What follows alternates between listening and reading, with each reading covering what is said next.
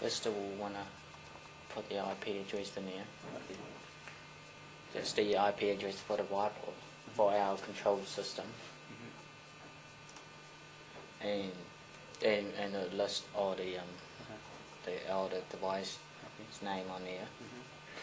And you can have another option, go to the view floor plan there. You can just simply click on the light bulbs. You click on the light, which just turn on itself.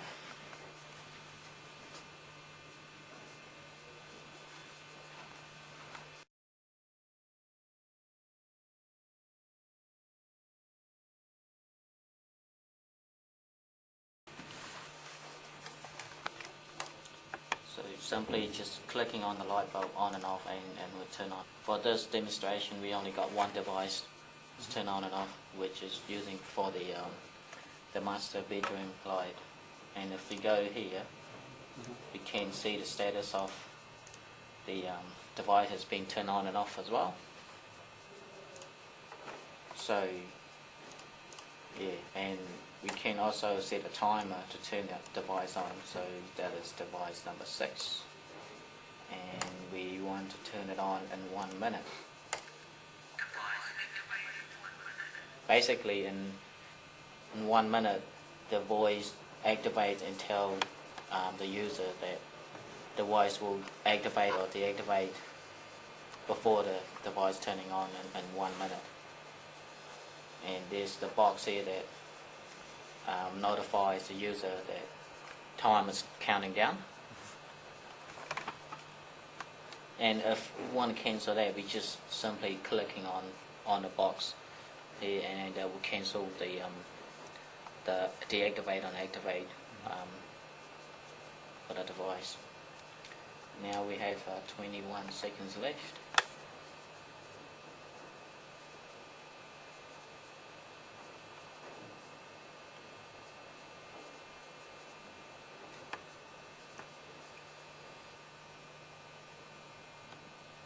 Now we turn on the light itself, and you can also set a timer to turn it back off as well, but we won't go through that.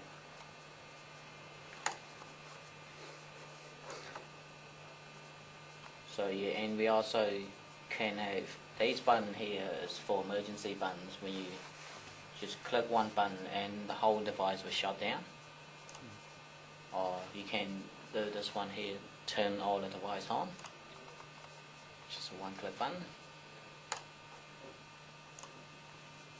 Yep. We can also set it here to be sensor. There's some input some output we can use it as an input, like if we want to use it as a heat sensor to monitoring the room temperature, we could just click on the sensors and it will give us a status for that device as well.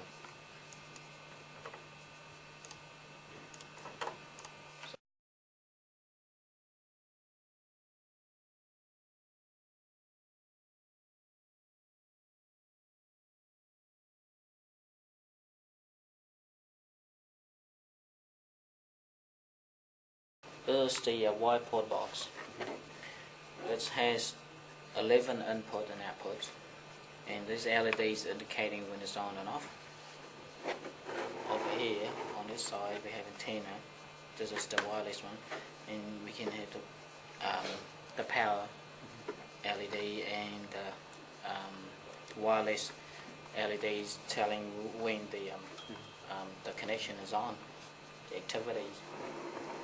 So from this device here is outputting to the 4-way adapter, which is just, but here we simply modify this adapter by cutting 2 of the socket out, and then we replace it with our controller socket by using triac.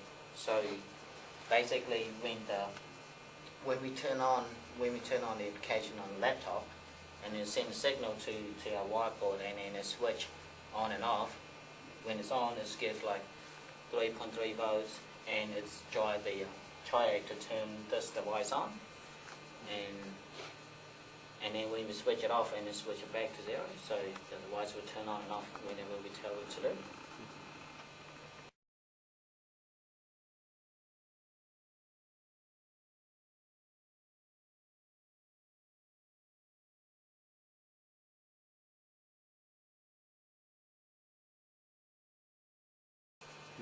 This adapter here mainly is used for light bulbs or somewhere some device at less than 5 amperes.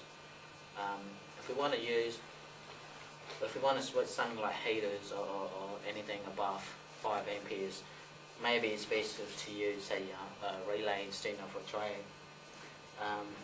The reason for this because triad can get heat up real quick, and for this box we want to make it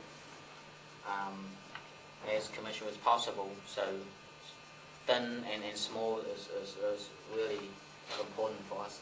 That's why we couldn't put a heatsink in there. But if we just want to use if we just want to switch on the light bulbs or anything less than 5 amperes, and should be sweet with this device. Otherwise we're gonna switch to another one using relays if we want to turn on like heaters and stuff. Yeah.